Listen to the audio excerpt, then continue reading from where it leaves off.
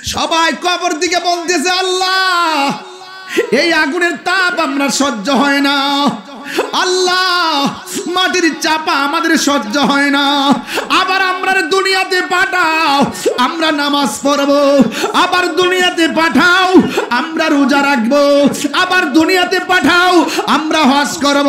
আল্লাহ বলেন না না, আর যাওয়া যাবে না। সুম্মা ইলাইহি তুরজাউন,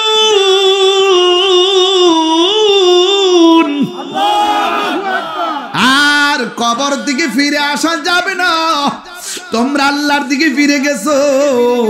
এই জন্যই তো আমরা প্রায় সময় বলি, মানুষ মারা গেলে ইন্না লিল্লাহি ওয়া ইন্না ইলাইহি রাজিউন।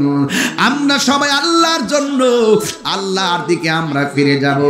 এই জন্য কবর বড় সাংঘাতিক জায়গা রে। তাই তো একটা মানুষ নামাজি, কি নামাজি, মুখের মধ্যে দাড়ি, মাথার মধ্যে টুপি, কিন্তু যুবক ভাইয়ের আমার দেখা যায় এই লোকটা হঠাৎ করে চলে গেছে। এই আমরা দেশে হঠাৎ করে মৃত্যুর খবর জানা যায় কি যায় না?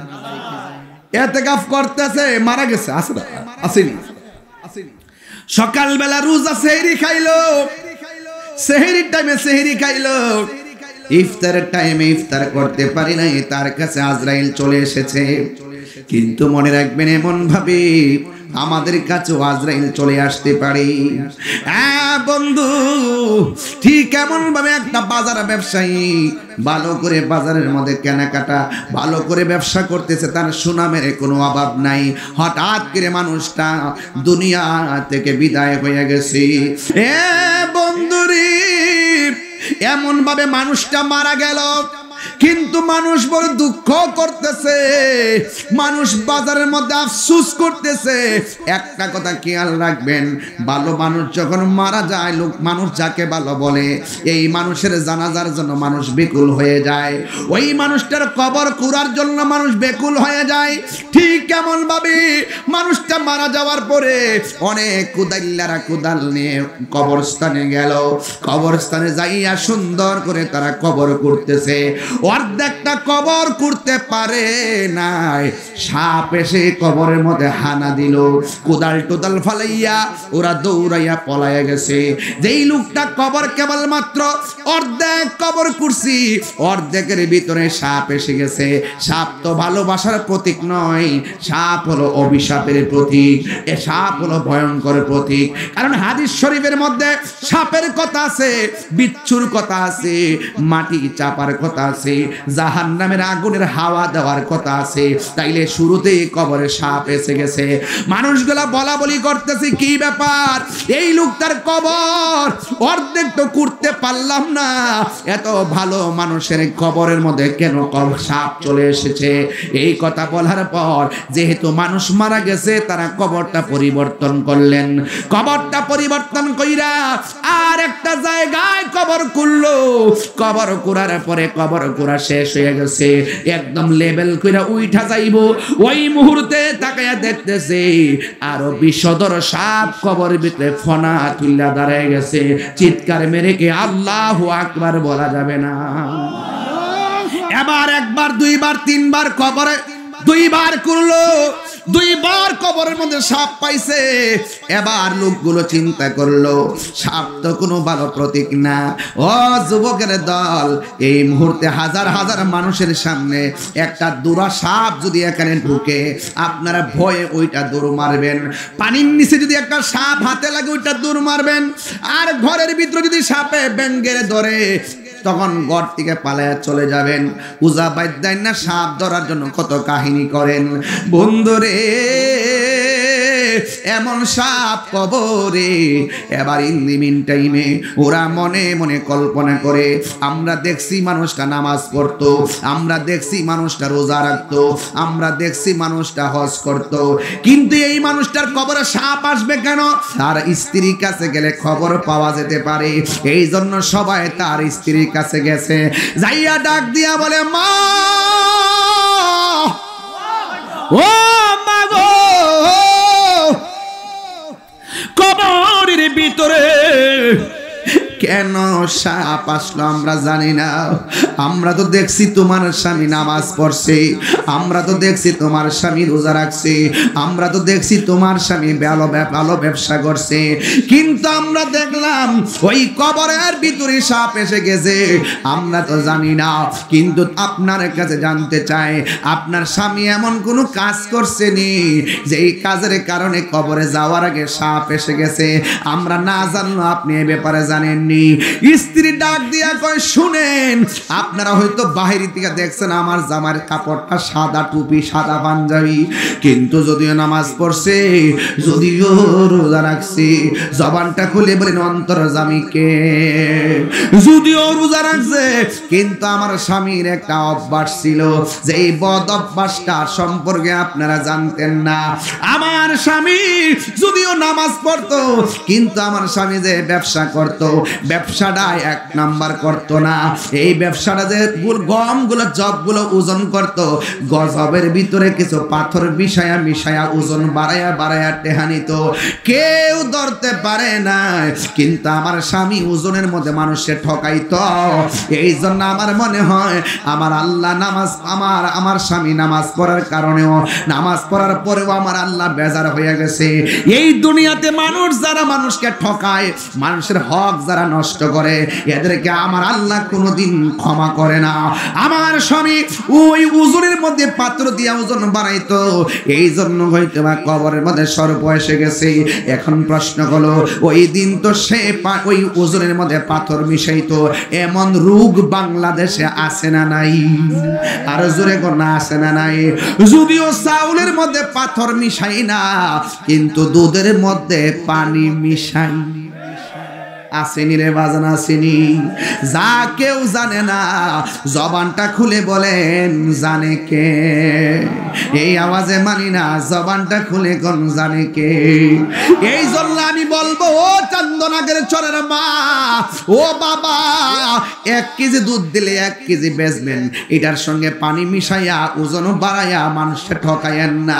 একটা কথা মনে রাখবেন, হারাম টাকা দিয়ে আমার 7 প্রকার আইটেম দিয়া ভাত খাবার দরকার নাই, দরকার হয় আমি হালাল টাকা দিয়া শুটকির ভর্তা দিয়া ভাত খাবো। কথা বলেন ঠিক কিনা? চোখেরই পলকে তুমি হতে পারো লাশ, সবাই চোখেরই পলকে তুমি হতে পারো লাশ, চিরতরে বন্ধ হবে তোমারই নিঃশ্বাস, হবে এলান তোমারই নাম মসজিদের মাইকে, হবে এলান তোমারই নাম মসজিদের মাইকে, বাড়িওয়ালা নাই রে বাড়ি নাই রে দুনিয়াতে, বাড়িওয়ালা নাই রে বাড়ি নাই রে দুনিয়াতে। কথা কোন ঠিক কিনা? অত্যন্ত ভারাক্রান্ত মন নিয়ে শুরুতে একটা কথা বলতে চাই। সমগ্র বিশ্বের মুসলমানদের যতগুলো ধর্মীয় উৎসব রয়েছে, এর মধ্যে একটি ধর্মীয় উৎসব হলো ঈদ উল ফিতর। ঈদ উল ফিতর দলে দলে মানুষ ঈদগাহে যায় আর কুলাকুলি করে, মুসাফা করে, আমরা আনন্দ উল্লাস করি। কিন্তু এইবার একটা চিত্র দেখলাম বিভিন্ন জায়গায়, ঈদের জামাতের পরে শোভাযাত্রার নামে বিভিন্ন ধরনের প্রতীক, মানুষের মূর্তি বানায়া, মানুষের বিভিন্ন ধরনের চিত্র বানায়া তারা প্রদর্শন করে করে আনন্দ উল্লাস করেছে। এটা ধর্মের নামে অধর্মের চর্চা। কথা বলেন ঠিক কিনা? এটা এক প্রকার নির্লজ্জতা, আমি তার তীব্র নিন্দা জানাই। আগামীর কোন ঈদে যেন এইরকম কোন বেহায়াপনা প্রদর্শন না হয়। কথা বলেন ঠিক না বেঠিক? অনেকে লিখেছেন যে এটা নাকি একটা ইতিহাসকে স্মরণ করা। আমি বলেছি, ইতিহাসকে স্মরণ করতে গেলে ইতিহাসের পাতায় লিখে মানুষকে বোঝাতে হবে। কিন্তু ইতিহাস যদি বিকৃত করে, ধর্মের নামে অধর্মের চর্চা করে, এবং ইতিহাস যদি মুসলমানদের অনুভূতিতে ইতিহাসের নামে যদি প্রদর্শন করে, মুসলমানদের অনুভূতি কিংবা ইসলামের অনুভূতির মধ্যে আঘাত আসে, সেই প্রদর্শনী, সেই চেতনা আমরা মানি না। কথা বলেন ঠিক না বেঠিক? ইতিহাস ইতিহাসের জায়গায় থাকবে। ইতিহাস লেখার বিষয়, বলার বিষয়।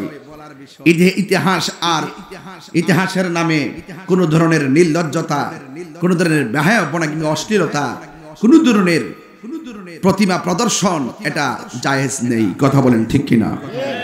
আমি ফেসবুক আজকে প্রতিবাদ করেছি, আজকে মাহফিলও প্রথম প্রতিবাদ করলাম, এবং আগামীতে যদি এটা নিয়ে যদি কেউ বাড়াবাড়ি করে রাজপথে প্রতিবাদ করবে। কারণ অনেক মৌলবীর এখন চুপ, কথা কয় না। তাহিরি কি মুখ বন্ধ করে রাখতে পারবে? তাহিরি কি ওই মৌলবীদের মতো যে চেয়ার পেলে সব ভুলে যাবে? আরে তাহিরি তো চেয়ার প্রতি রাত্রেই পায়, যে প্রতি রাত্রে সম্মান করে আপনারা আমাকে চেয়ার দেন। আমার তো চেয়ারের লোভ নেই। একটাই কথা, ধর্ম এবং রাষ্ট্র দুইটা চলবে আপন গতিতে। এই দুই জায়গার অনুভূতির মধ্যে কেউ আঘাত করতে পারবে না। ধর্মের নিয়ে অধর্মের চর্চা চলবে না, এবং ইতিহাসের নামে ওই সমস্ত প্রতিমা, মানুষের মূর্তি বানিয়ে বানিয়ে, ডুলবাদ্য বাজিয়ে বাজিয়ে, শিকল বাজিয়ে বাজিয়ে আনন্দ করবেন, এটা মুসলমানদের ধর্মীয় উৎসবে ঈদুল ফিতরের দিনে এটা শোভা পায় না। কথা বলেন ঠিক কিনা? এমনি মঙ্গল শোভাযাত্রার ব্যাপারে কত মৌলবীদেরকে দেখলাম, কত নাচানাচি করছে, জায়েজ না, বন্ধ করো, এখন কেউ কথা কয় না। It's must to be regretted. বড়ই পরিতাপের বিষয় এটা, মানিলে বড়ই পরিতাপের বিষয়, দুঃখের বিষয়।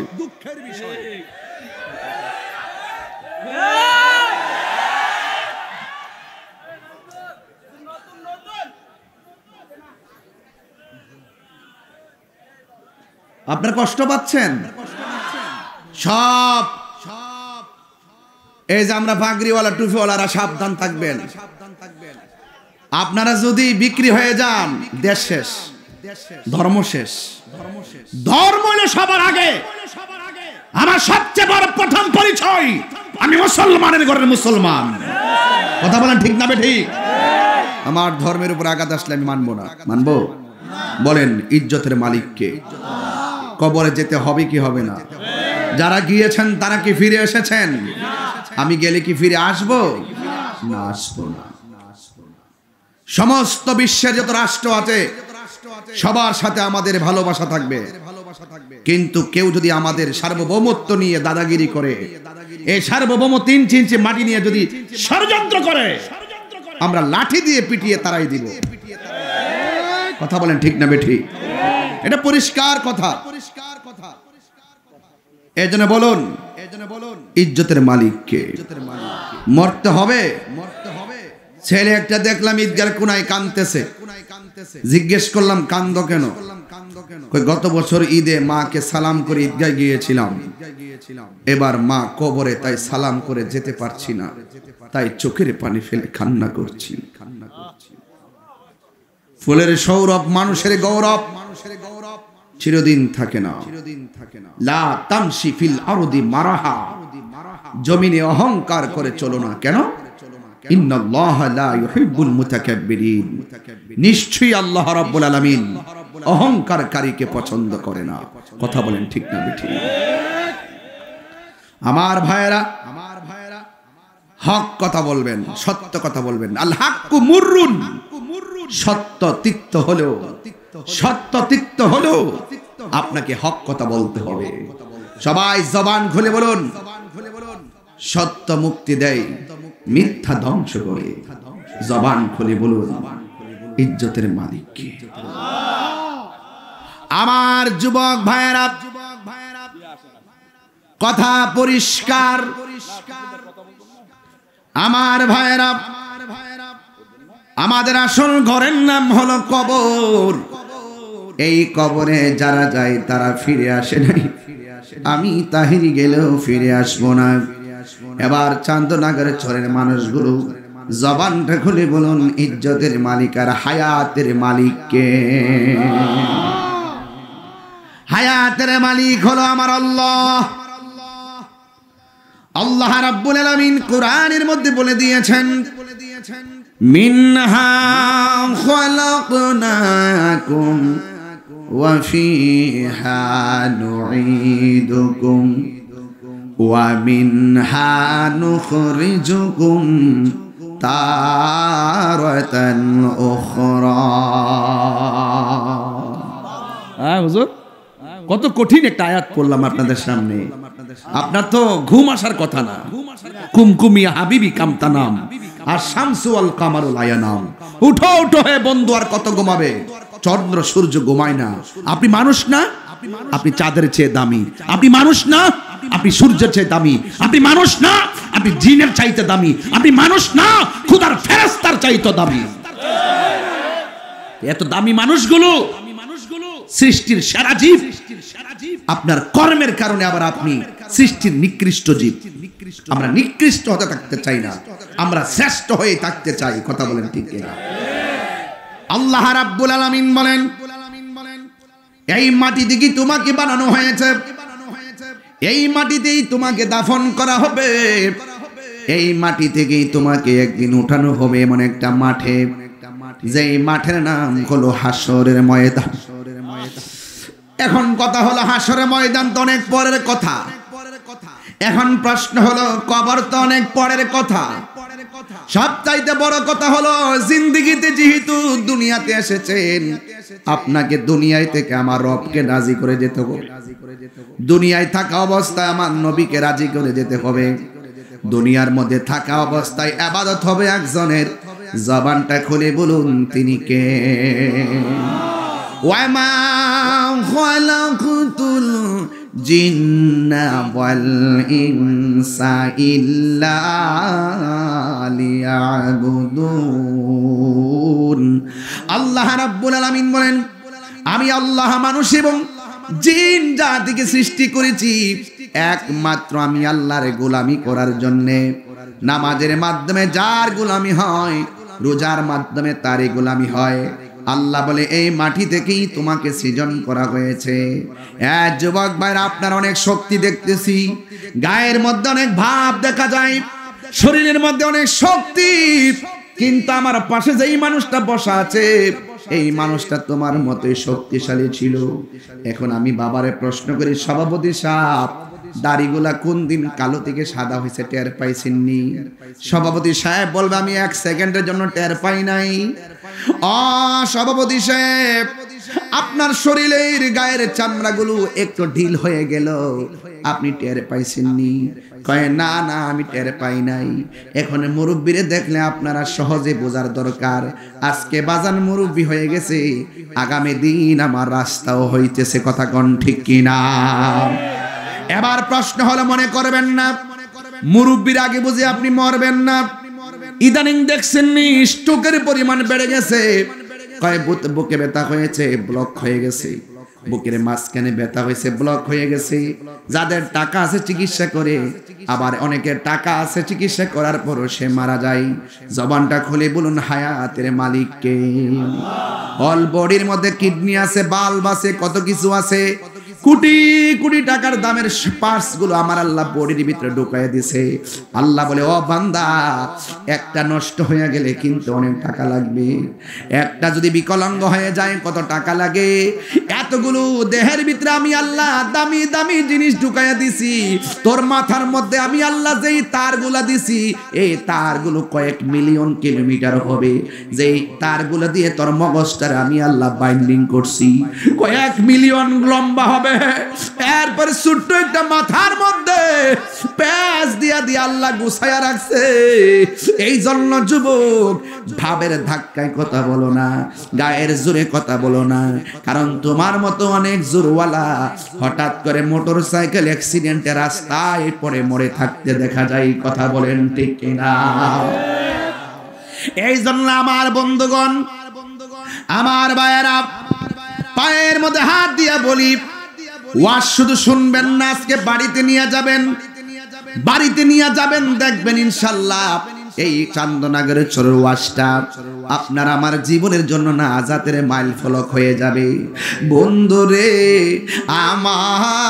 আমার, ও যুবক ভাইরা, ও তিতাসের বাবারা, হুমনার বাবারা, আমার নবী আপনার নবী রহমাতুল লিল আলামিন বলতেছেন, এই পৃথিবীর মধ্যে আখিরাতের প্রথম মঞ্জিলের নাম হলো কবর। এই কবর বড় সাংঘাতিক। এই কবরে যারা একবার গেছে সে জানে কবরটা কেমন।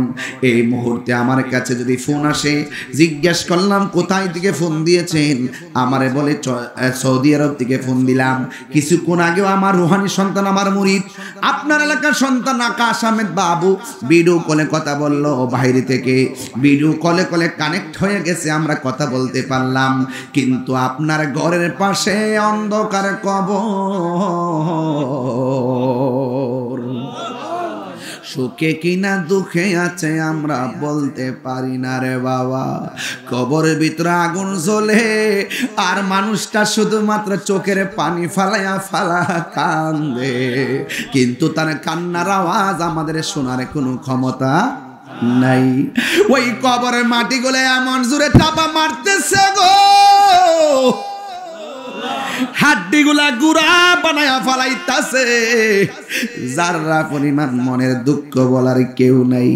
এই জন্যই তো আমার আল্লাহ রাব্বুল আলামিন কোরআনে বলছেন, ওয়া মা ইয়াস্তাবিল আহইয়া ওয়ালাল আমওয়াত। বাবাজান আমি তেলাওয়াত করি, তাই কি আপনারা কষ্ট পান? বাবাজান আপনার সাউন্ডটা একটু উঠাই দিয়েন যেন আমি একটু শক্তি পাই। এমনি সাউন্ড খুব ভালো, একটু উঠাই রেখেন। মারহাবা বলে নিন। 1 মাস সিয়াম সাধনা তো, এরপরে হঠাৎ করে আমি যদিও রমজানে প্রায় 30টা মাহফিল করছি। মারহাবা বলেন।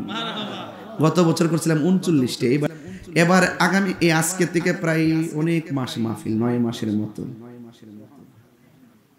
কি হিংসা লাগতেছে? এদিকে উঠেন, এদিকে হ্যাঁ, হুজুর কোনো হিংসা নাই, আমরা সবাই এক আছি। বলেন ওয়াজে কইবেন কি জানি, সম্মানিত সুন্নি জনতা, এটা কইন বেশি বেশি, বুঝছেন নি? তাইলে আমরা একটা প্রেম পাবো, প্রেম। কি ঠিক আছে নি? হ্যাঁ,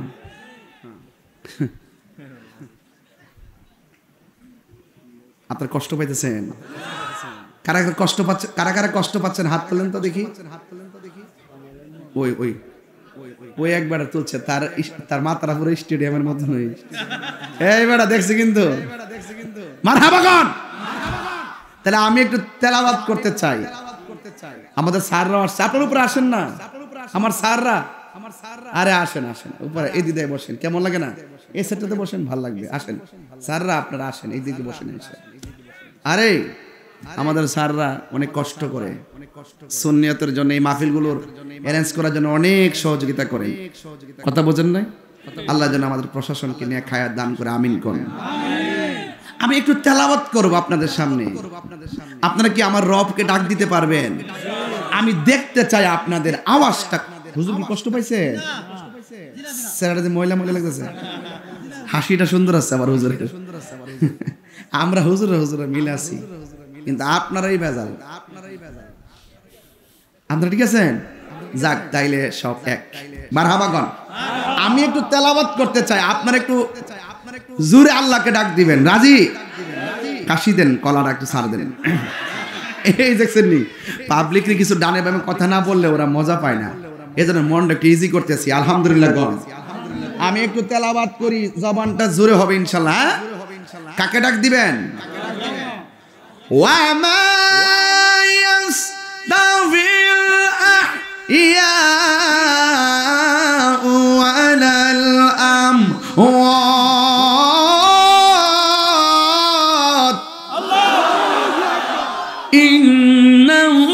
ইন্নাল্লাহা ইউসমিউ মান ইয়াশা।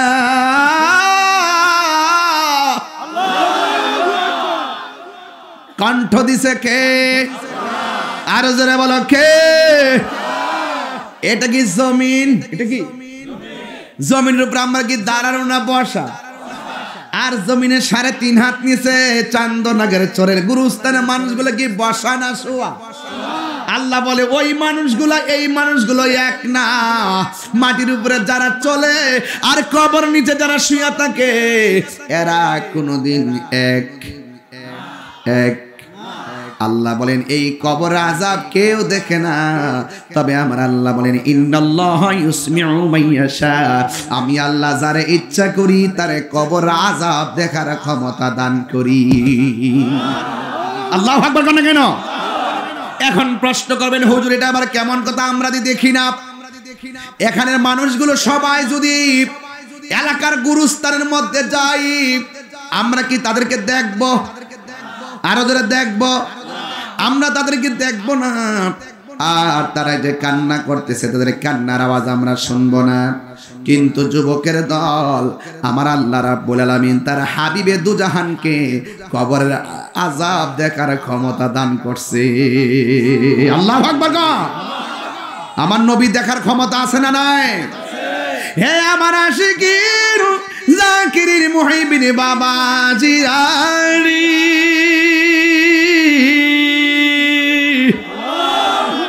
আল্লাহ বলে মিনহা খলাকনাকুম ওয়া ফিহা নুঈদুকুম ওয়া মিনহা নুখরিজুকুম তারাতান উখরা।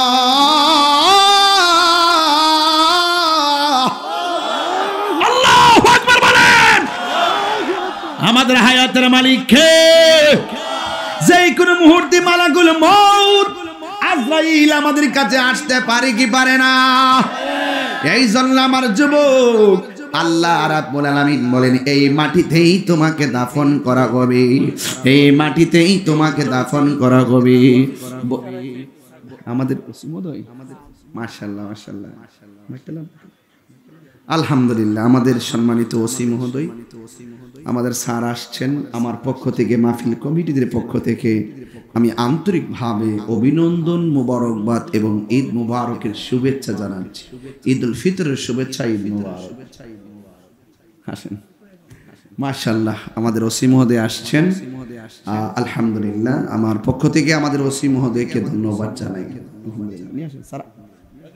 আয়েন না, এটা হাতটা মিলিয়ে না, আসেন না, হাতটা মিলিয়ে না, আসেন না। এই স্যার কেমন আছেন?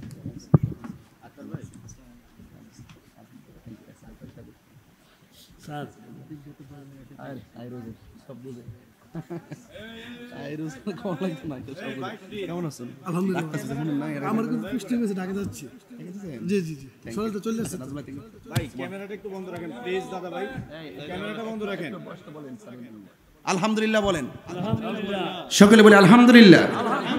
আপনারা সবাই খুশি তো ইনশাআল্লাহ? সবাই আমার সাথে বলেন আল্লাহুম্মা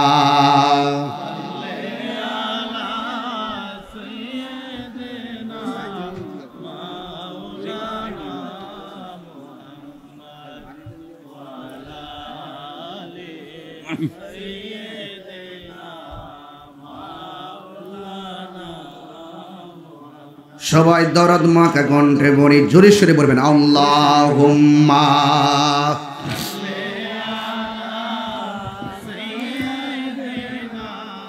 মাওলানা মুহাম্মদ ওয়া আলা আলি সাইয়্যিদিনা।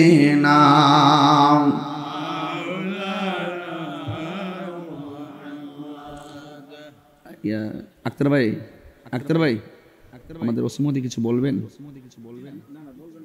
যদি কিছু বলেন এখন বলেন, আর সুবিধা পছন্দ মতো সময় মতো বসবেন এতটুকু আর কি। দেন একটু স্যার কথা বলতে দেন, তাহলে সুবিধা হবে। আচ্ছা, থ্যাংক ইউ। না আলহামদুলিল্লাহ বলে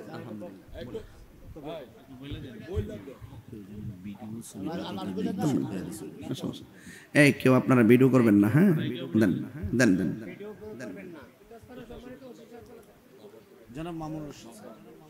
আমাদের তিতাস থানার সম্মানিত আমাদের মাঝে কিছু কথা বলবেন তিতাস থানার ইনচার্জ ওসি মহোদয়, জি জনাব মামুনুর রশিদ, জনাব মোহাম্মদ মামুনুর রশিদ। জি থ্যাংক ইউ। আসসালামু আলাইকুম ওয়া রাহমাতুল্লাহি ওয়া বারাকাতুহু। আসলে আপনারা সবাই তো হুজুরের বক্তব্য শোনাতে আসছেন, আমি খুব বেশি কিছু বলবো না। আমি শুধু একটা কথাই বলবো যে ইসলাম শান্তির ধর্ম, ইসলাম পরস্পর পরমত সহিষ্ণুতার ধর্ম। আমরা এখানে পরস্পর পরমত সহিষ্ণুতা এই গুণটাকে অর্জন করে এই গুণটাকে লালন করবো। এখানে আমরা ধর্মের আলোকে, কোরআন হাদিসের আলোকে হুজুর যা বলে আমরা সেটাকেই গ্রহণ করব। আমরা কোনো ক্রিটিসিজমে যাব না, আমরা কোনো বিতর্কে যাব না, কারণ ইসলাম বিতর্ক পছন্দ করলেও উগ্রতাকে পছন্দ করে না, তাই না? তাহলে আমরা সেদিকেই যাব। আপনারা সবাই ধৈর্য ধরে অপেক্ষা করতেছেন, ধৈর্য ধরে অপেক্ষা করবেন, হুজুর কথা বলবে, হুজুরের কথা শুনবেন, ওয়াজ শুনবেন, এবং আমরা শান্তিপূর্ণভাবে থাকবো। যারা আয়োজন করছে তাদের সবাইকে ধন্যবাদ জানাচ্ছি। ধন্যবাদ। সকলে বলে মারহাবা। আলহামদুলিল্লাহ পড়েন। অল্প সময়ে খুব গুরুত্বপূর্ণ কথা বলছিলেন আমাদের মান্যবর তিতাস থানার ভারপ্রাপ্ত ওসি মহোদয় এবং মামুন রশিদ স্যার। আমি স্যারকে আমার পক্ষ থেকে মোবারকবাদ জানাই। সকলে পড়ি আলহামদুলিল্লাহ। কারা কারা খুশি হয়েছেন একটু হাত তোলেন তো। এটার নামই বাংলাদেশ। দেখছেন কত শ্রেণীর লোক আমরা একটা কাতারে বসে গেছি। এটাই হলো বাংলাদেশ। হাত তোলেন সোজা করে। আমাদের স্যারকে একটু শুভেচ্ছা দেবেন। ঈদ মুবারক। আলহামদুলিল্লাহ বলেন। নারে তাকবীর, নারে রিসালাত, আহলুস সুন্নাত ওয়াল জামাত। হাত নামান সবাই আমার সাথে বলেন লা ইলাহা লা ইলাহা ইল্লাল্লাহ, লা ইলাহা হাসবি রাব্বি হাসবি রাব্বি জাল্লাল্লাহ মা ফি কলবি গায়রুল্লাহ নূর মুহাম্মদ সাল্লাল্লাহ লা ইলাহা ইল্লাল্লাহ লা ইলাহা ইল্লাল্লাহ লা ইলাহা লা ইলাহা ইল্লাল্লাহ মুহাম্মাদুর রাসূলুল্লাহ সাল্লাল্লাহু আলাইহি ওয়াসাল্লাম। একটা জবান বন্ধ রাখবেন না, মহব্বতে মায়ার সুরে বলুন সুবহানাল্লাহ। আমার যুবক ভাইরা, ও মুরব্বী বাবাজিরা, পর্দার আড়ালের মা বোনেরা গো, আসল নায়রের বাড়ির ঘরের নাম হলো গুরুস্থান। আমার নবী আপনার নবী বলেন আখিরাতের প্রথম মঞ্জিলের নাম হলো কবর। এই কবর যারা ভালো হবে, হাসরের ময়দান তারা ভালো হবে। কথা কোন ঠিক কি না বলেন? আর কবরে যারা দরা খায়া যাবে, হাসরের ময়দানে গিয়েও তারা দরা খেয়ে যাবে। এই কবরকে যদি সুন্দর করতে চান, কবরে যাওয়ার আগে দুনিয়ায় চলাফেরার সময় আমার আল্লাহর বিধান মানা লাগবে, নবীর সুন্নাত তরিকা মোতাবেক চলা লাগবে। এই জন্য আল্লাহ বলছেন ওয়ামা ইয়াস্তাবিল আহইয়া ওয়ালাল আমওয়াত, যারা মৃত যারা জিন্দা তারা এক হতে পারে না। আরে বাবা একবার আওয়াজ করে কন্যা আল্লাহ, তিনবার কোন আল্লাহ। এই যে দেখেন তিনবার বললাম মাত্র, কেমন আওয়াজ হয়েছে। এর চাইতে কঠিন ভাবে কবরের মধ্যে মানুষ আল্লাহ আল্লাহ করে কান ডাকতেছি, আর পারি না, আর পারি না, বাঁচাও বাঁচাও বাঁচাও। এই কান্নার আওয়াজ কেউ শুনে না, এই কান্নার আওয়াজ কেউ শুনে না।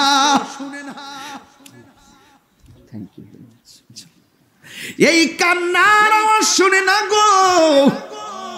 সবাই কবর দিকে বলতেছে আল্লাহ এই আগুনের তাপ আমরা সহ্য হয় না, আল্লাহ মাটির চাপা আমাদের সহ্য হয় না, আবার আমরা দুনিয়াতে পাঠাও আমরা নামাজ পড়বো, আবার দুনিয়াতে পাঠাও আমরা রোজা রাখবো, আবার দুনিয়াতে পাঠাও আমরা হজ করব।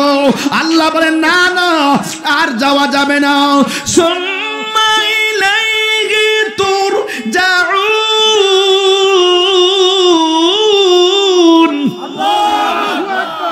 আর কবর দিকে ফিরে আসা যাবে না। তোমরা আল্লাহর দিকে ফিরে গেছো।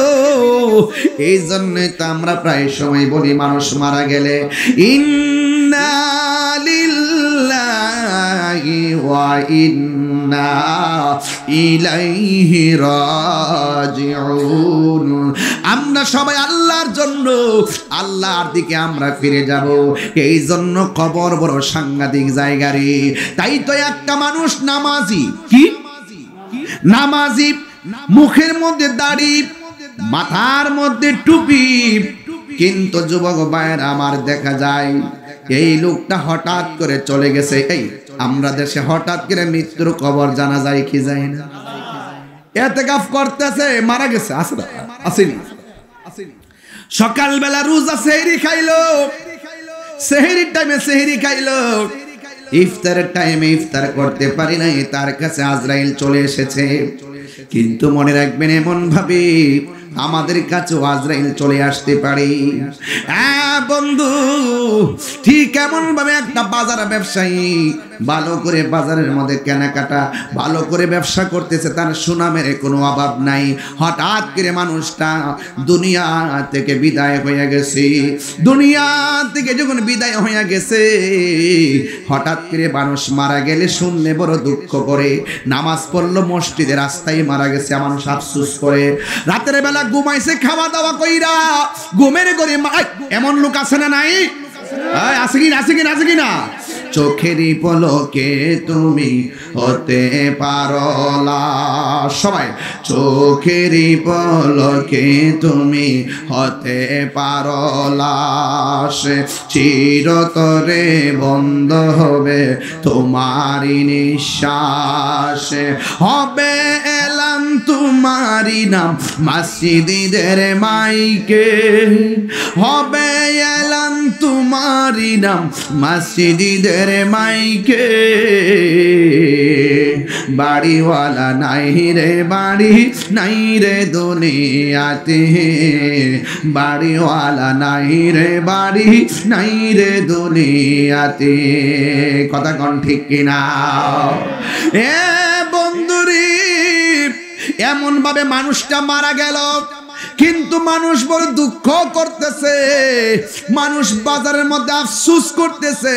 একটা কথা খেয়াল রাখবেন, ভালো মানুষ যখন মারা যায়, লোক মানুষ যাকে ভালো বলে, এই মানুষের জানাজার জন্য মানুষ বেকুল হয়ে যায়, ওই মানুষটার কবর কুড়ার জন্য মানুষ বেকুল হয়ে যায়। ঠিক কেমন ভাবে মানুষটা মারা যাওয়ার পরে অনেক কুদাইল্লারা কুদাল নিয়ে কবরস্থানে গেল, কবরস্থানে যাইয়া সুন্দর করে তারা কবর করতেছে। অর্ধেকটা কবর করতে পারে নাই, সাপ এসে কবরের মধ্যে হানা দিল, কোদাল টোদাল ফালাইয়া ওরা দৌড়াইয়া পলাইয়া গেছে। যেই লোকটা কবর কেবলমাত্র অর্ধেক কবর করছি, অর্ধেকের ভিতরে সাপ এসে গেছে। সাপ তো ভালোবাসার প্রতীক নয়, সাপ হলো অভিশাপের প্রতীক।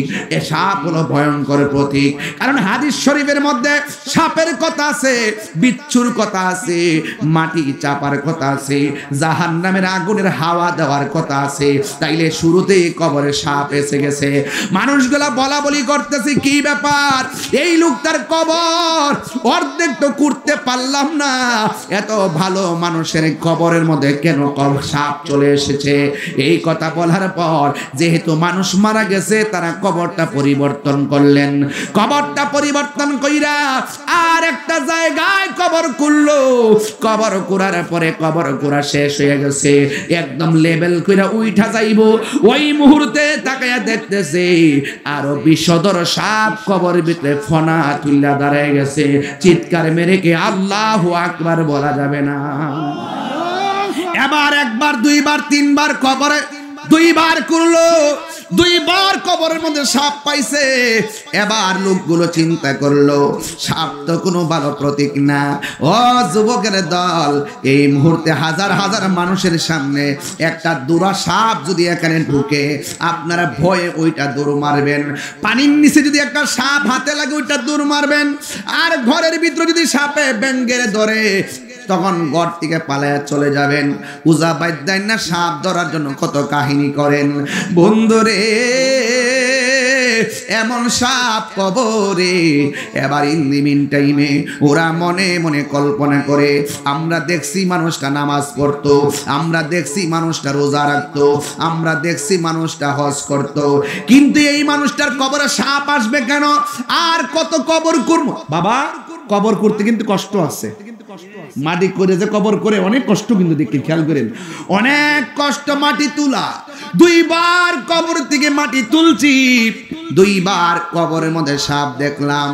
ইন দি মিন টাইমে বড় টেনশনে পইরা ওরা মনে মনে ভাবতেছে কবর করব কত, আর সাপ আসবে কত আমরা জানি না। চল চল চল আমরা আল্লাহর হাবিবের কাছে যাইয়া সব খুললা বলি। চিৎকার মেরে কি আল্লাহু আকবার বলা যাবে না? বুড়ি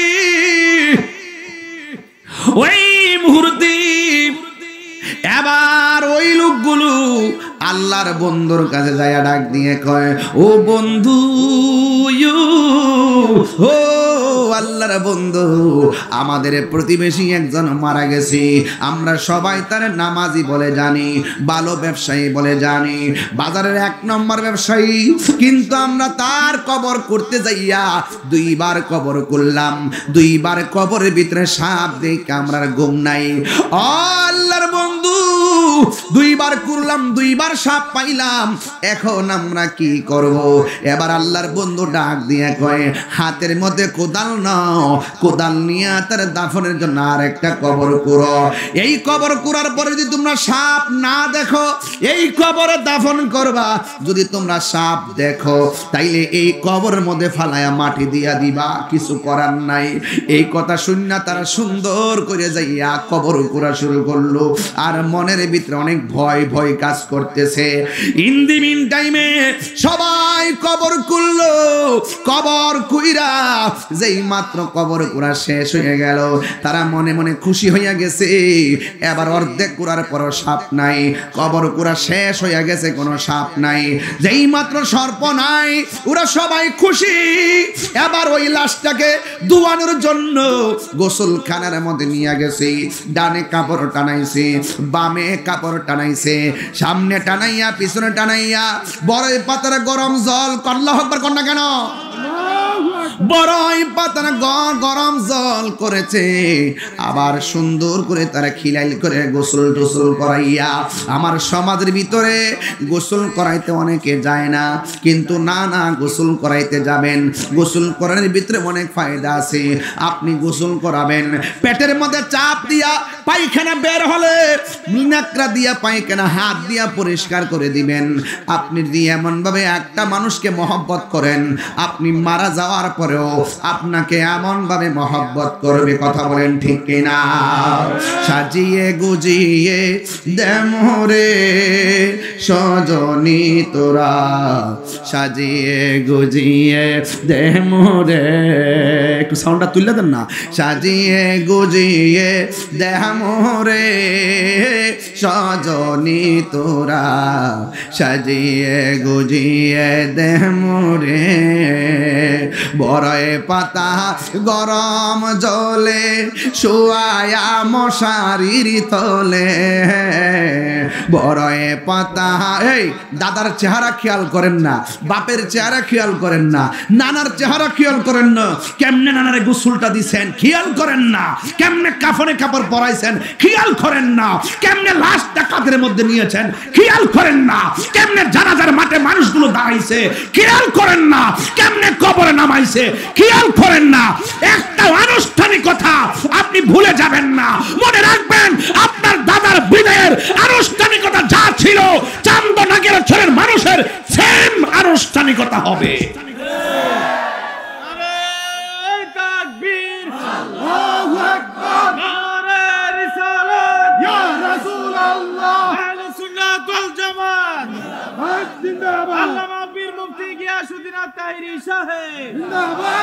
ভাই বন্ধু, আর আজকে লাস্টে একটু জিকির হইতো না ইনশাল্লাহ, মহব্বতে করতেন ইনশাল্লাহ। আজকে জবানটারে পবিত্র বানাইতে চাই, কথা কোন ঠিক কিনা?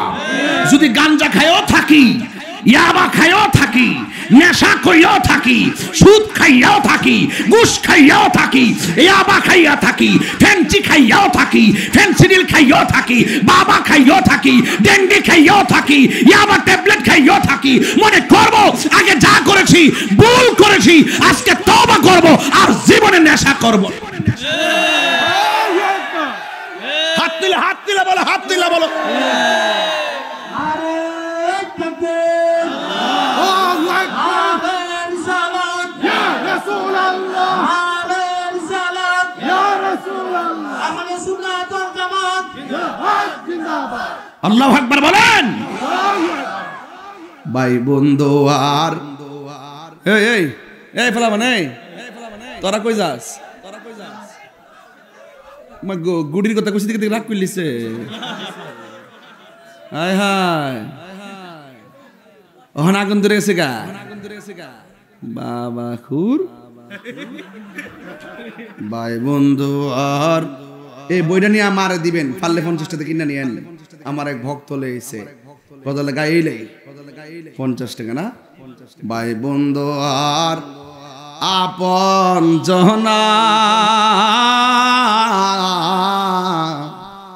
সঙ্গে তোমার কেউ যাবে না,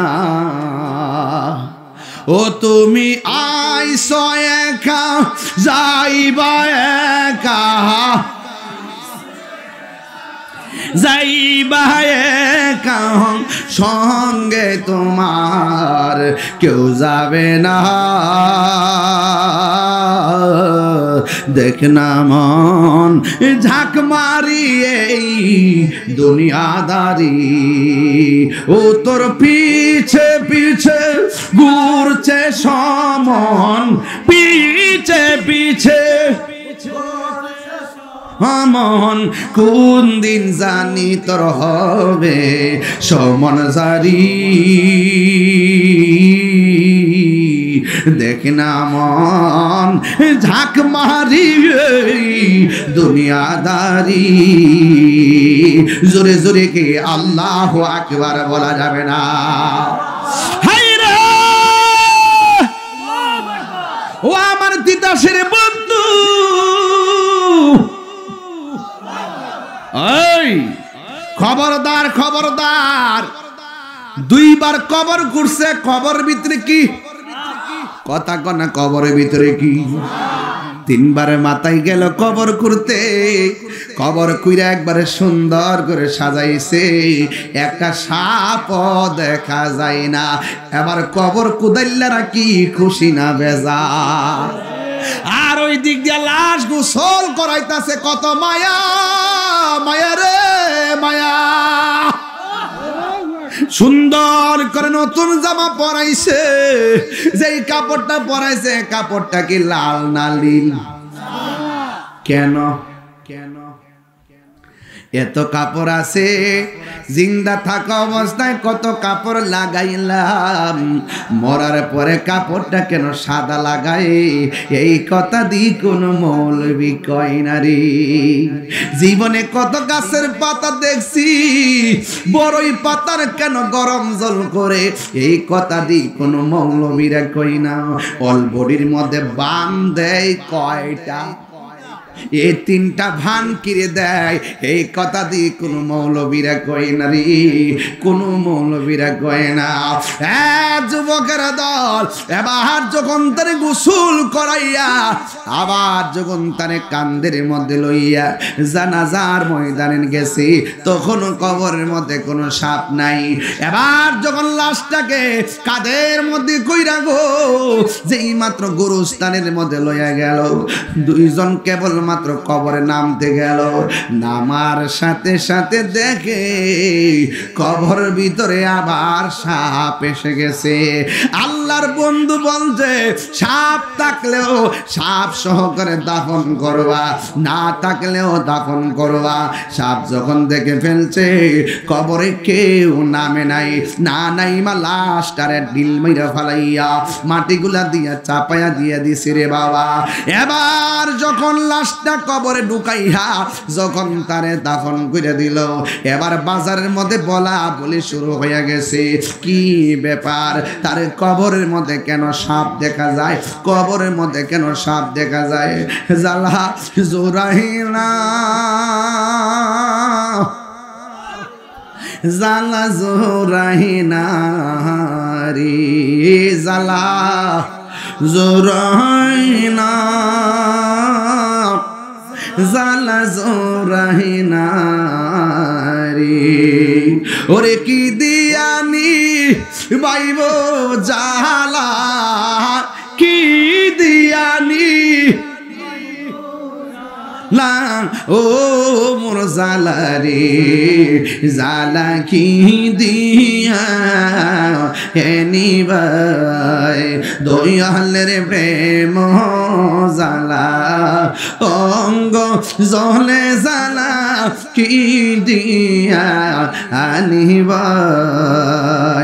পিরিতি শিখায়া কই গেলা লুকায়া, এ তাহিরি করি কি উপায়, এখন বলো করি কি উপায়?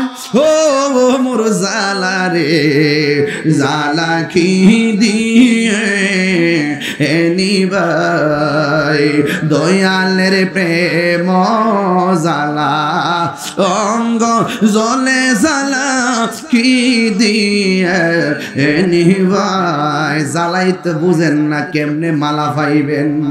আমি যখন শান গায় কয় পাগলাই, কই কি পাগল তুমি চিনেন না? পাগলকে পাগল বলিও না, সব পাগল পাগল না। পাগলকে পাগল বলিও না।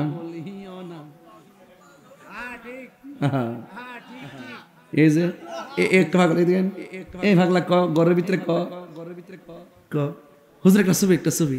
বাবা খাইলি না? আরে খাইবেন তো পরে। ওই যে পাগল, পাগলকে পাগল বলিও না, সব পাগল পাগল না। কিছু পাগলে মন আছে, ঠিক কিনা? কেমন দিলাম?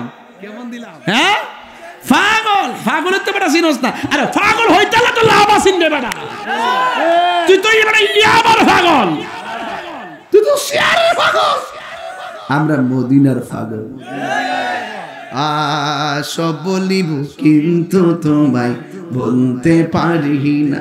বাজান আমি কইছি না রাত্রে বেশি আপনারা মন নষ্ট হয়ে যাবো। 10টার সময় মাইকটা ধরতালে টাইমটা মতো ঠিক হইলে বাবা রে, পারলাম না তো ধরতাম। গরম নিশ্চয় খাওয়াইবার লাগে, নিশ্চয় গামলা বরবার লাগে, কষ্ট হইতেছে আপনার। আর পাগলকে পাগল বলিও না, বলেন কাহা কস না মুখ দিয়া, পাগলকে পাগল বলিও না, সব পাগল পাগল না। পাগলকে পাগল বলিও না, সব পাগল পাগল না। কিছু পাগলে মন আছে, যারা আল্লাহ নবীর প্রেমে দিওয়ানা, যারা আল্লাহ নবীর প্রেমে দিওয়ানা, ঠিক কিনা? সব বলিব কিন্তু তোমায়। দেখি আমার ফুলা ফান্ডির পাঞ্জাবি আজকে পছন্দ হয়েছে, তার পাঞ্জাবিটা 100 হয়েছে। গাড়ির দিকে দিকে কইছি পাঞ্জাবিটা আনকমন, যাওয়ার সময় শুধু পাঞ্জাবি বলে আমার সাথে একটা ছবি তুলবি, ঠিক আছে? ফুলা ফান্ডি আমার ফুলা ফান্ডি কই রে? ইনশাআল্লাহ এবার এবার সবাই হাত তোলেন, হাত তোলেন। সব ভুলিব কিন্তু তোমায় বলতে পারি না, ভুলিনি ভুলতে পারি না, ভুলিনি ভুলতে পারি না। সব ভুলিব কিন্তু তোমায় বলতে পারি না, বলো সব ভুলিব কিন্তু তোমায় বলতে পারি না।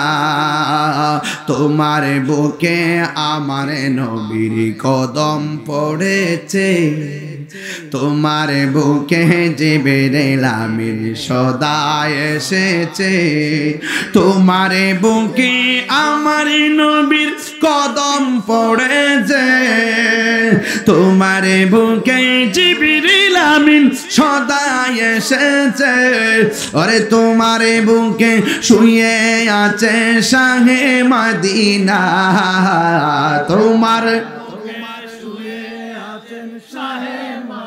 না সব ভুলিব কিন্তু তোমায় বলতে পারি না ভুলিনি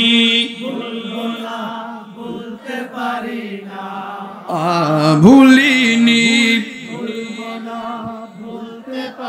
না সব ভুলিব কিন্তু তোমায় বলতে পারি না আল্লাহ আল্লাহ আল্লাহ আল্লাহ আল্লাহ আল্লাহ আল্লাহ আল্লাহ আল্লাহ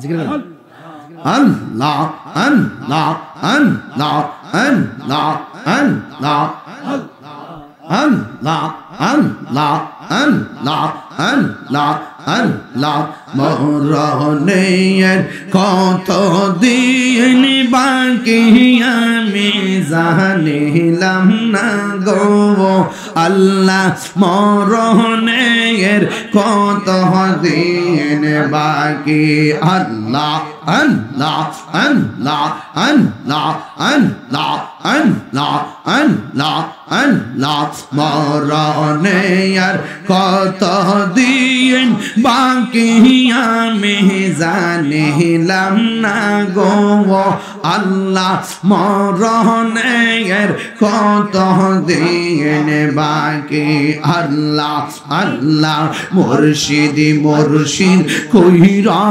আমার ঘুমাসে না নয়নে আমারে বুঝলিবা মুর্শিদ কেমনে আল্লাহ আল্লাহ আমি তোমায় ভালোবাসি পাগলের মতো যত কাঁদাও কাঁদব আমি জনমের মতো মাশাআল্লাহ আল্লাহ এলাকার মানুষ যেই যা বলুক ছাড়ব না প্রেম জীবনে আমারে বলিবা মুর্শিদ কেমনে আল্লাহ আল্লাহ আল্লাহ আল্লাহ আল্লাহ তোমার না দেখলে আমার ঘরে রই না অনেক তুই আমার যে বন রে মুর্শিদ তুই আমার আর যে তুই আমার যে বন রে মুর্শিদ তুই আমার আর যে বন আল্লাহ আল্লাহ আল্লাহ আল্লাহ লা ইলাহা ইল্লাল্লাহ মুহাম্মাদুর রাসূলুল্লাহ সাল্লাল্লাহু আলাইহি ওয়াসাল্লাম একটা জবান বন্ধ রাখবেন না জবানটা খুলে কন্না আল্লাহু আকবার এলাকার মানুষগুলো বলা বলি শুরু করলো এমন নামাজির কবরে সর্প আসলো কেন এমন রোজাদারের কবরে সর্প আসলো কেন এত ভালো একটা ব্যবসায়ীর কবরে কেন সর্প আসলো কেউ বলতে পারে না একজন ডাক দিয়া কয় আমরা যদিও বাইরে দিকে জানি না কিন্তু এই মানুষটার কোনো দোষ আছে কিনা যে এই কারণে কবরে সাপ আসতে পারে আমরা বাহিরে মানুষ যদিও কেউ বলতে পারি না তার স্ত্রীর কাছে গেলে খবর পাওয়া যেতে পারে এই জন্য সবাই তার স্ত্রীর কাছে গেছে যাইয়া ডাক দিয়া বলে মা ও মা গো কবরের ভিতরে কেন সাপ আসলো আমরা জানি না। আমরা তো দেখছি তোমার স্বামী নামাজ পড়ছে, আমরা তো দেখছি তোমার স্বামী রোজা রাখছে, আমরা তো দেখছি তোমার স্বামী ভালো ব্যবসা করছে, কিন্তু আমরা দেখলাম ওই কবরের ভিতরে সাপ এসে গেছে। আমরা তো জানি না, কিন্তু আপনার কাছে জানতে চাই আপনার স্বামী এমন কোন কাজ করছে নি যে এই কাজের কারণে কবরে যাওয়ার আগে সাপ এসে গেছে? আমরা না জানলো আপনি এই ব্যাপারে জানেননি। স্ত্রী ডাক দিয়া কয়, শুনেন, আপনারা হয়তো বাহির থেকে দেখছেন আমার জামার কাপড়টা সাদা, টুপি সাদা, পাঞ্জাবি, কিন্তু যদিও নামাজ পড়ছে, যদিও রোজা রাখছে, জবানটা খুলে বলেন অন্তর্যামীকে, যদিও রোজা রাখছে, কিন্তু আমার স্বামীর একটা অভ্যাস ছিল যে এই বদ অভ্যাসটা সম্পর্কে আপনারা জানতেন না। আমার স্বামী যদিও নামাজ পড়তো, কিন্তু আমার স্বামী যে ব্যবসা করত, ব্যবসাটা এক নাম্বার করত না। এই ব্যবসাটা যে গমগুলো জবগুলো ওজন করত, গজবের ভিতরে কিছু পাথর মিশায়া ওজন বাড়ায়া টেহা নিত, কেউ ধরতে পারে না। কিন্তু আমার স্বামী ওজনের মধ্যে মানুষকে ঠকাইতো। এই জন্য আমার মনে হয় আমার আল্লাহ আমার স্বামী নামাজ পড়ার কারণেও, নামাজ পড়ার পরেও আমার আল্লাহ বেজার হয়ে গেছে। এই দুনিয়াতে মানুষ যারা মানুষকে ঠকায়, মানুষের হক যারা নষ্ট করে, এদেরকে আমার আল্লাহ কোনোদিন ক্ষমা করে না। আমার স্বামী ওই ওজনের মধ্যে পাত্র দিয়া ওজন বাড়াইতো, এই জন্য হয়তো বা কবরের মধ্যে সর্প এসে গেছে। এখন প্রশ্ন হলো, ওই দিন তো সে ওই ওজনের মধ্যে পাথর মিশাইতো, এমন রোগ বাংলাদেশে আছে না নাই? আর জোরে কোনা আছে না নাই? যদিও চাউলের মধ্যে পাথর মিশাই না, কিন্তু দুধের মধ্যে পানি মিশাই। আসেনি রে বাজান, আসেনি? যা কেউ জানে না, জবানটা খুলে বলেন জানে কে? এই আওয়াজে মানি না, জবানটা খুলে কোন জানে কে? এই জন্য আমি বলবো, ও চন্দনাগের চরের মা, ও বাবা, 1 কেজি দুধ দিলে 1 কেজি বেচবেন, এটার সঙ্গে পানি মিশাইয়া ওজন বাড়াইয়া মানুষকে ঠকাইয়েন না। একটা কথা মনে রাখবেন, হারাম টাকা দিয়ে আমার 7 প্রকার আইটেম দিয়া ভাত খাবার দরকার নাই। দরকার হয় আমি হালাল টাকা দিয়া শুটকির ভর্তা দিয়া ভাত খাবো। কথা বলেন ঠিক কিনা? দরকার হয় শুটকির ভর্তা দিয়া খাবো, এরপর আমার সুদের টাকা দিয়ে খাওয়ার দরকার না। সুদখোরের গোষ্ঠী।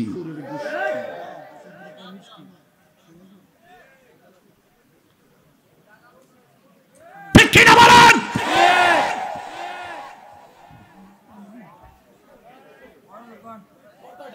আমার শুদ্ধ রাজ করতে ডর করে।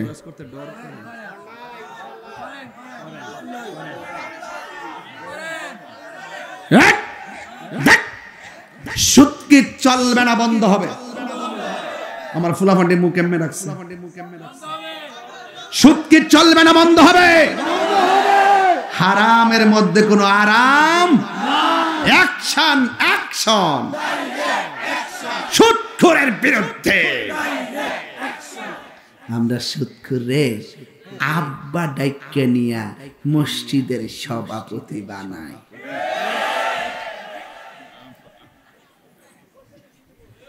ওই একবার কইছে, একটা পাগলা কথা কইছো, পয়সা বেশি দিব। তাইলে পাগল সুদখোর না, পাগল হইল মুসল্লি।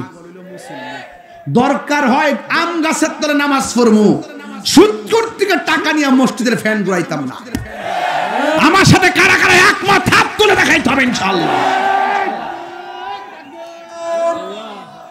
নারে তাকবীর, নারে রিসালাত, আহলে সুন্নাত ওয়াল জামাত, আহলে সুন্নাত ওয়াল জামাত।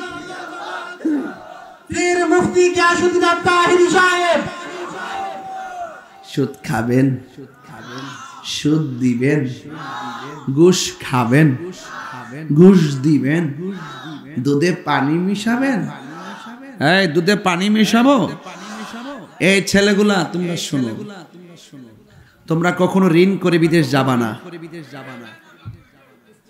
না টেহা দেয় না, কেন গে? দরকারে তুমি অটো চালাইবা। বিদেশ গিয়া যে পরিশ্রম করে রুটিন টু রুটিন, দিন টু দিন, এর অর্ধেক পরিশ্রমের দেশে করত, বিদেশের টাকা কামাইতে পারত। পাগলামি কর টেহা দেনা ঋণ করে দিবি দিতে গেলে পরে বিদেশ যায় মার খাবি পরে দরা খায়া টেনশন করবি পরে লাস্টে বালিশের মধ্যে মাথা ফালায় কানবি বাইর থেকে টেহার চাপ দিব এমাদার সুদের টেহার চাপ এই দিকটা কাজ নাই ও হুট কইরা টেনশনে ফ্যানের মধ্যে গুই রাখো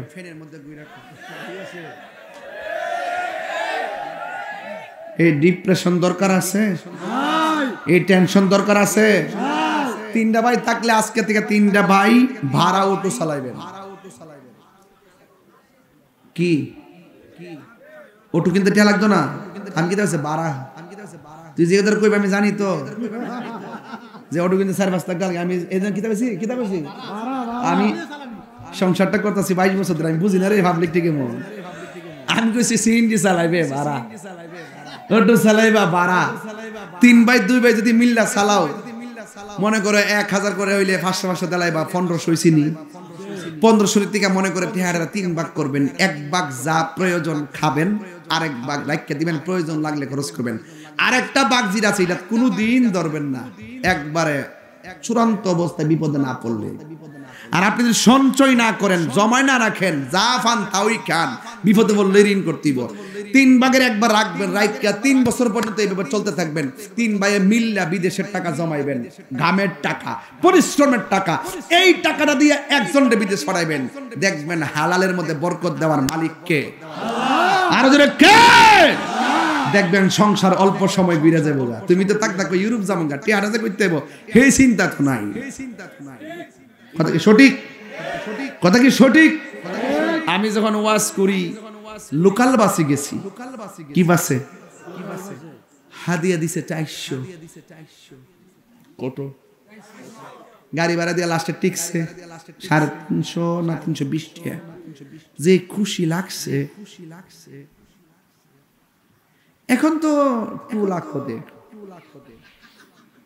আরে বারে এটা কইলে আবার সাইরা দিবে তারা কই যে মাসে ধরে লইব টান দিয়া দইরা হিসাব কইলে ইনকাম ট্যাক্স হতো এই কথা জীবনও কইতো না কত টাকা মাহফিল আদে জাদে তাও নেই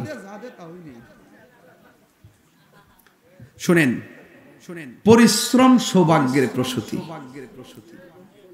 কষ্ট ছাড়া কেষ্ট মিলে না কথা কোন ঠিক কিনা যদি হক পথে থাকেন সত্য পথে থাকেন there is no death of truth অন কষ্ট নাই অর্থ কইতাম there is no death of truth সত্যের মৃত্যু নেই সত্যের কি নেই মৃত্যু নেই ও একটা গজল গাইতে বলছে কেনা এটা গাইছে তো জিকিরের মধ্যে আমার মরণের কতদিন বাকি আমি জানিলাম না গো আল্লাহ ওরে নূর এই গজলটা গাইবার লাগি কইছি আমার মরণের কতদিন বাকি আমার মরণের আমি জানিলাম না গো আল্লাহ মরণের কত দিন বাকি আর 40 দিনের আগে বাইরে মৌতের নিশানি 40 দিনের আগে বাইরে মৌতের নিশানি জমদূতে কা ইরানি চোখে দিয়াম আমি জানিলাম না গো আল্লাহ মরণের কত দিন বাকি জুরি জুরি কোন হায়াতের মালিককে দুধে কি আর পানি মেশানো যাবে মনে থাকবে না ইনশাআল্লাহ তাহলে কালকে থেকে দোকানদার যারা এরা আমার সাথে রাগ করবো আপেল যখন কিনবেন বলবেন যে আপেলটা আমার খালি খালি মাইপা দেন আমি ব্যাগ লইছি কিরে জানেন আপেলের ঠুঙ্গার নিচে 200 গ্রাম অত বড় কার্টুনের প্যাকেট লাগাই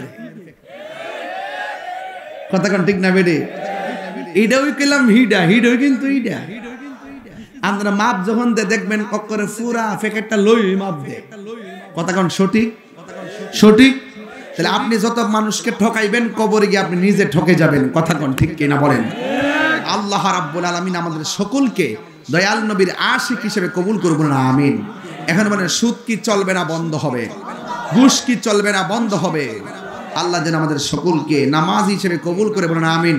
আসেন দাঁড়ায়া নবীরে সালাম দেই, ইয়া নবী সালাম